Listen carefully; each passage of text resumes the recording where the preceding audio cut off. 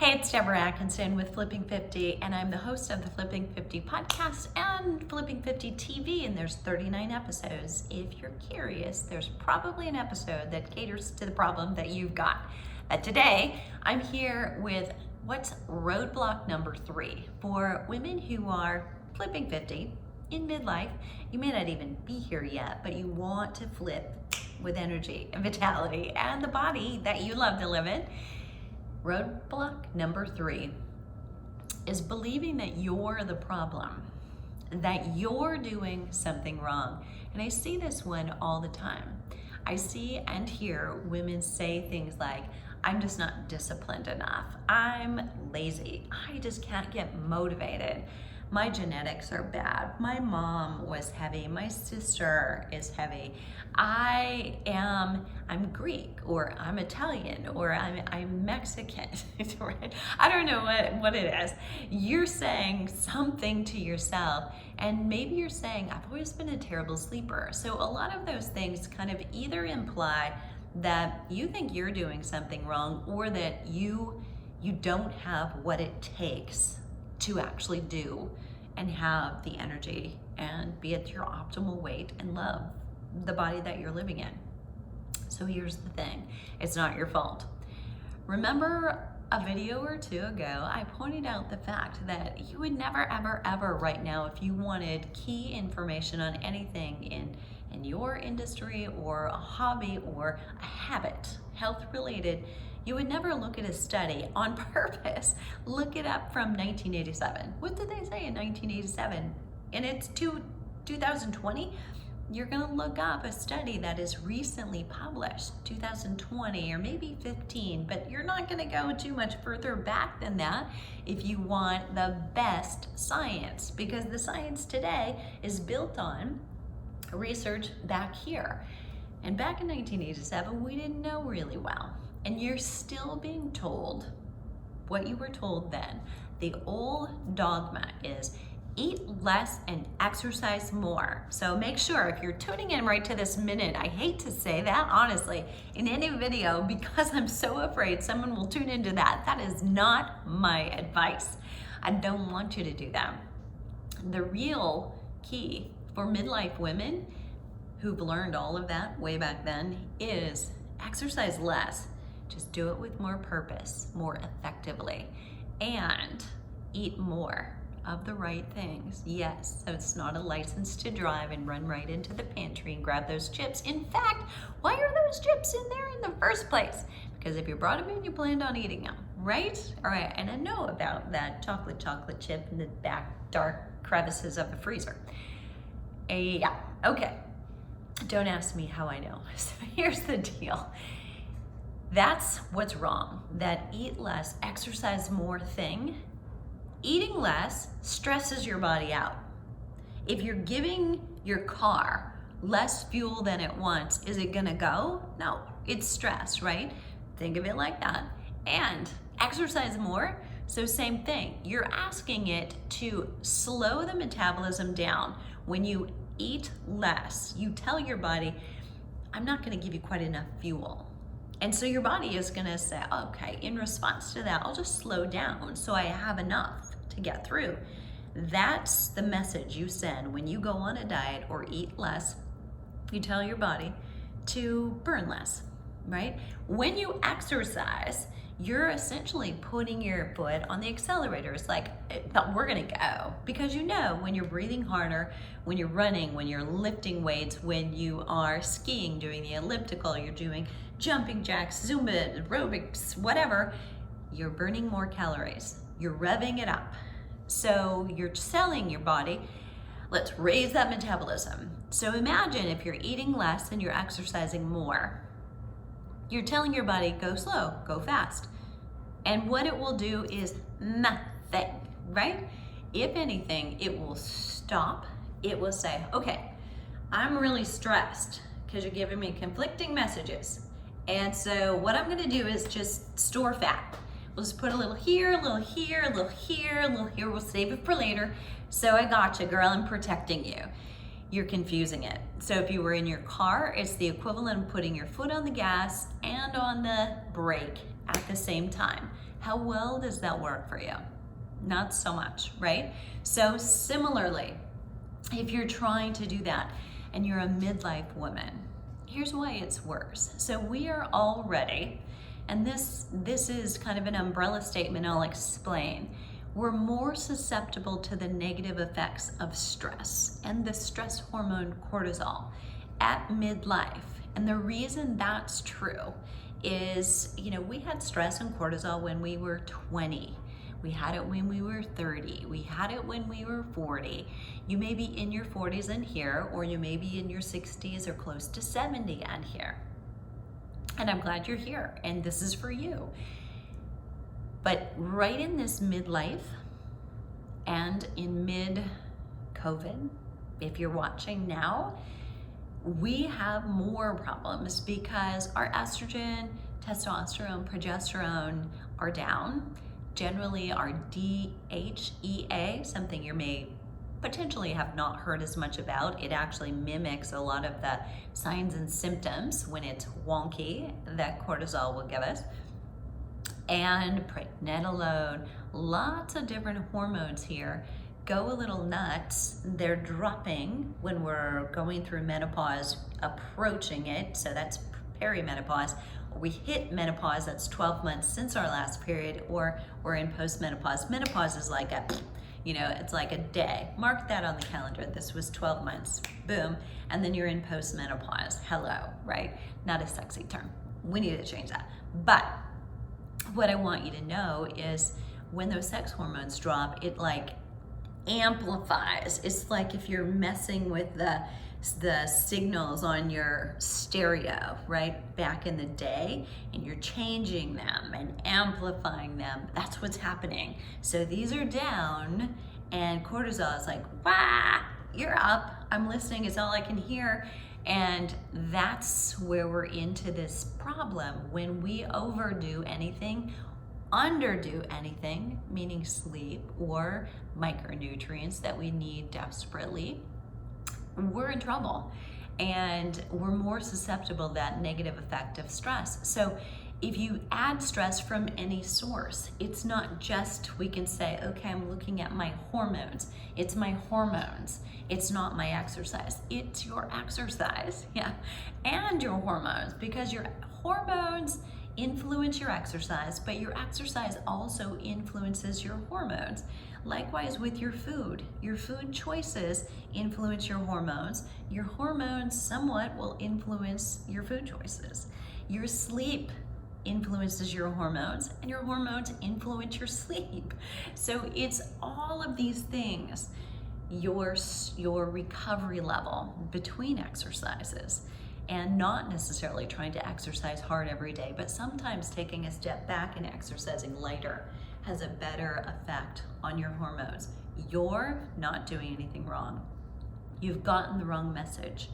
You got the wrong message back in the 80s when you first started, and it didn't catch up with you until now, because number one, there is a cumulative effect.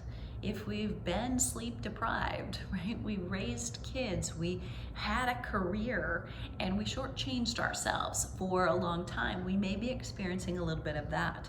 But we also are experiencing changes in hormones, and that old information, if we're still trying to apply it to a new set of rules in this body that we didn't have when we were 20 or 30, they're not gonna work. So you've got to realize you're not doing anything wrong. The fitness industry steered you wrong without knowing it, unintentionally. However, right now, we're still having a hangover. I taught in kinesiology for 15 years. And this was at a time we were just emerging into this. We're gonna have fitness professionals. We're gonna have students come in who want to be fitness professionals, like as a career. Until, I started, it was really just, there was a little bit of personal training, not really. We called them fitness instructors, right? Who roamed around on gym floors and helped people. But there wasn't that one-on-one yet. Before I left, there was. And I left not because I didn't love what I was doing and teaching those students, but because I could make a greater impact faster outside of the politics of the university life. So listen to this. What you need to know is we've got old information because there are still old textbooks. There are still people in academia who are not out there actually doing it practically in the real world. And students are still using old textbooks in school. When a textbook is written, it takes up to 3 years. Once it gets in their hands and is published, it could take another full year. And then that science that was available then is already outdated. So there's more and better science that they're not getting necessarily if that's their only source of information. The same is true of certification books.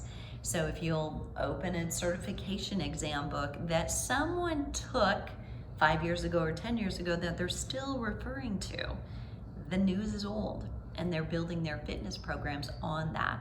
You're not doing anything wrong, but you're potentially getting the same wrong message. So what I want you to do here, in order to just make the best of it, you've got to write a new exercise plan. So here's what I want you to do. You can go create your own grid, create a Monday, Tuesday, Wednesday, write your current program down. Write your current exercise program down, even if it's not working, because you need to be able to look at that and say, here's where I'm at. I'm not starting from scratch, and maybe you are, maybe you're not doing anything, and that'll look pretty blank and open. It's okay, that's opportunity, right? So write that down, and then layer that with another one where you're changing it. So if you are somebody who finds it hard to change and hard to give up, even though we've got all the evidence what you're doing isn't working, I get you. I know that. We all default. So it's not your fault there either. But take a small thing and change it. So if you feel like I am doing all of this exercise and I think I'm quote unquote eating healthy, but I'm not getting any results. In fact, I'm feeling more tired. Or if you would say I'm feeling tired all the time, try doing less exercise. You gotta fill your cup back up. You gotta recharge your batteries again before you're ever going to make better progress, all right? So that said, you're gonna layer, and down here, maybe you take out a full day, or maybe you just shorten from doing an hour of exercise each of these days to doing 45 minutes or 30. So you're changing it, and visibly you can see your experiment coming down on paper. Even you can do that for yourself. You can be your own personal trainer, be your own detective. How many minutes, how many sets, how many days did I do it? By the way, if you're strength training every day, stop that right now. Someone has told you you should strength train up to 4 or 5 days a week. Women in midlife should be doing full body training to bump their metabolism and then need rest and rest before they do it again. 72 hours is a better rest period for most adults over 40 to get better results. So if somebody's told you still Monday, Wednesday, Friday is the best, test it, because if you've been doing that, it's not working, you need to change, right? Let yourself be your own best guinea pig. You are a study of one, but you're the most important one in the world. And I hope that was helpful. Now, if you'd like more help, specifically with how do my hormones impact my exercise, and how can I change my exercise so that it positively influences my hormones and supports me in making better nutrition choices, I put together a brand new 10-day challenge. It's called Hot Not Bothered. And let me say that again, it's not brand new, but until now, it's been exclusively something that I give audiences I speak to. And so I've let those VIP audience members come in and do a 10-day challenge with me to learn more about what I talk about on stage, whether it's a TEDx presentation or it's to a corporation or a women in business group, and I'm opening up to you. So during COVID-19, we're all looking for ways that we can contribute and we can help And this is one way that I figured out to do it. So it's 10 days.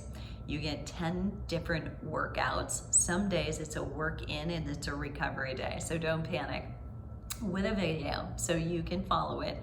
The videos come from our exclusive Flipping 50 programs. So you'll be getting a sample of what it's like behind the scenes to do something more with me. And I give you an audio every single day before you do the exercise. You're going to be listening to, how is this connected to my hormones? Why does this work? And why I'm suggesting that you do it at a certain time of day, whether it be that you're doing a light exercise or you're doing a heavy and high intensity exercise. I position them at the time of day that you need them most for best hormone balance. You'll learn why and what's happening. So at the end of 10 days, you'll feel like, oh, okay, I've got this. Now I can really take that calendar and adjust it for myself. And you win. But there's more. The Hot No Bother Challenge is $49. Regularly it's $97. We've slashed that to make it easier and more accessible for women to feel good right now in this moment we're in. Because you're the bus, right? We cannot have the wheels falling off the bus for homes and households and kids and spouses and partners who are counting on you. So it's not only half price, it's $49, but you can make it free if you do all 10 days. And it won't take you a long time, but if you do all 10 days and you come into the private Facebook group and report, I've done today, here's how it went, every single day for 10 days, I will give you that $49 back to spend on your next step with Flipping 50. Now, that's making it free. There's more, okay? So 2 bonuses I'm giving you. One is a breakthrough call with me. When you've completed those 10 days, you and I will jump on a call. I'll confirm that you were in there every single day on those 10 days, and that I will give you that coupon code and what would be the best next step for you based on what's happening and how you're feeling and your personal preferences.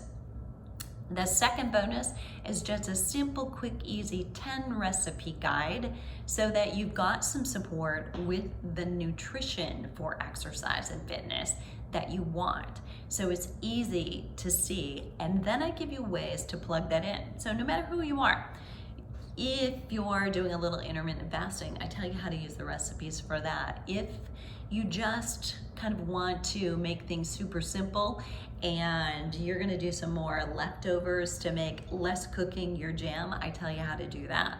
If you're really a smoothie girl, I love you, me too. Hi, how are you? I tell you how to do that without overdoing it. So you've got everything you need to make it super easy. What will happen is once you register, you'll get a pre-program. So I need you to mindset be ready. I need you to be ready to be all in 10 days because I want you to be successful. The reason I'm positioning this as $49 and I'll give it back is because I want to almost guarantee me and you that you will do it. Right? So I want you to be high maintenance, get in there, ask questions. Let me help you understand what's the difference between hormone balancing exercise, adjusting what you're doing, when you're doing it, and how you're doing it to help you best. And within the videos, you're gonna get tons of technique and cues. So if you're a little bit worried about, I've got this knee or I've got these hips or my lower back, sometimes I got you. Most of the women that I work with and have since I was even 22 have been in their 40s, 50s, and 60s. I've got a lot of experience working with people with kind of arthritic knees, with pre-knee replacement or post-knee rehab, hip replacement, you name it, I've probably worked with it. So we can most likely adjust if you reach out in that private Facebook group for individual modification of this exercise. What would that be? We've got you covered. So if that sounds good, all right, I'm gonna leave the link down below this video so that you can register right now, but you've only got a short time because this is a program that we're all gonna get in and go through together. it's going to be very unique given we're all in COVID-19. You know, all women all over the world, so wherever you are, it's appropriate. But hormones have an extra kind of job right now, right? We've all got a little bit more fatigue, maybe a little bit more stress, and we want to sleep and need to sleep a little bit more. We may be struggling with that a little bit more. So I'm going to help you understand, how does my exercise help that? And if even doing that, I don't get the sleep I need, how do I adjust my exercise? We'll walk through that, because things are going to happen during COVID that wouldn't happen any other time. And I'm in it with you. So I'm going to drop the link down below.